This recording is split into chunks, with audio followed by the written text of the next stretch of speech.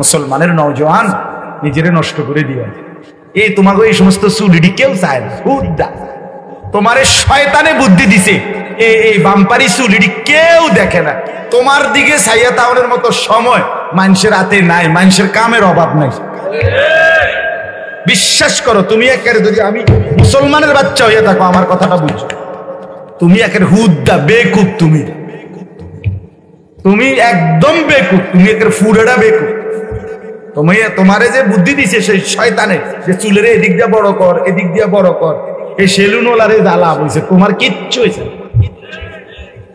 এইটা দেখা তোমার কাছে তোমার পিছনে কোনো ফাগলও আটতো না। তুমি দেখো কি বেউকুব, একবার এটা এরকম করে, একবার এদিকে ফিরে, কি আশ্চর্য! এ তো প্রতিবন্ধী, মানসিক সমস্যা, ব্রেনের ডিস্টার্ব হেতে, কারণ হেইতে নিজেই কইতে পারে না হেতে ভাল লাগে কেন। তুমি তো বুঝতে পারতেছো না, তো মানুষ কি কইবে তোমারে? তুমি কও যে তোমারে কেমনে সুন্দর লাগে, কি এদিকে ফিরাইলে না হেদিকে ফিরাইলে, তুমি তো কইতে পারো না। তুমি নিজেই তো 6 মাসের মাথাত বদলাই রয়েছে, তো তুমি প্রতিবন্ধী না? এ তো মানসিক সমস্যা। আস্তাগফিরুল্লাহ, আস্তাগফিরুল্লাহ। বন্ধু আমার, ধোঁকা দিচ্ছে শয়তান আমাদেরকে। এই আধুনিকতার এটা তোমাকে ধোঁকা দিচ্ছে। তুমি কেন চুল নিয়ে এত ব্যস্ত হইলা? তুমি মুসলমান না? তুমি দেখো না বাপ, ফিলিস্তিনের মজলুম মুসলমানের কি হালাত। এমন পরিণতি কি আমাদের কোনোদিন হইতে পারে না? সেদিন চুল কাটবা কেন? ওই ভাইয়া বলো,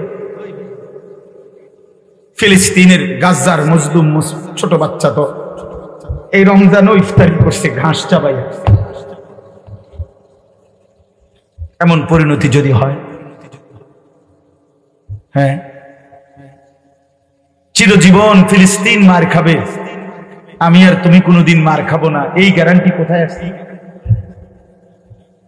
চিরদিন রোহিঙ্গা মুসলমানরা নির্যাতিত হবে, আমি আর তুমি কোনোদিন নির্যাতিত হব না, তার কি নিরাপত্তা? এই গ্যারান্টি কার্ড কোথায় বলেন?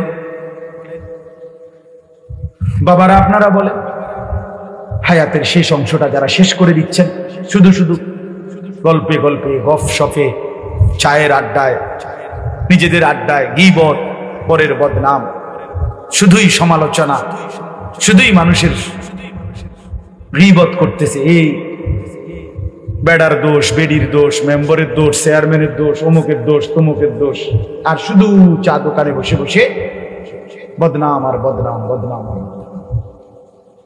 আর সারা পৃথিবীর যত বুদ্ধি এনে বইয়ে বইয়ে এই বুশ, ট্রাম্প, বাইডেন, যার যা বুদ্ধি দরকার আমাদের দেশের চা দোকানে আছে। পৃথিবীর শ্রেষ্ঠ বুদ্ধিজীবী, জাতির শ্রেষ্ঠ সন্তান, বিশ্ব মানবতার সবচেয়ে বড় মহাজ্ঞানী যারা, তারা সব চা দোকানে বসবাস করে। আরে সুবহানাল্লাহ, এক একজনের মাথা না পুরোটা বালতি, বুদ্ধির ছোটে চা দোকান কাঁপে। এত ফালতু কথা বলে শুধু শুধু।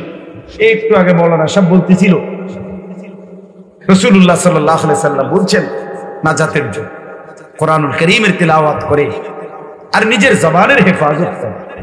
হাফিজুল লিসান, নবীজি বলছে জবানের হেফাজত যার, লজ্জাস্থানের হেফাজত যে যার, এই দুই হেফাজতের যে দায়িত্ব নিবে, আমি রাসূল নিজে তার জান্নাত বুঝায় দেব। আদমান লাহুল জান্নাত। তোমার জবান আমারে বুঝাই দিবা, তোমার লজ্জাস্থান হেফাজত রাখবা, নবীজি বলছে আমি জান্নাত ঠিক রাখবো। আপনাদের কাছে জন্য অনুরোধ করলাম, দয়া করে কথার প্রসঙ্গ লম্বা করে এই কথাটা বললাম ভাইয়া, ছোট্ট থেকে ছোট্ট কাজকেও, নেক আমলকেও আপনি ছোট মনে করবেন না, সামান্য গুনাহকেও সামান্য মনে করবেন না।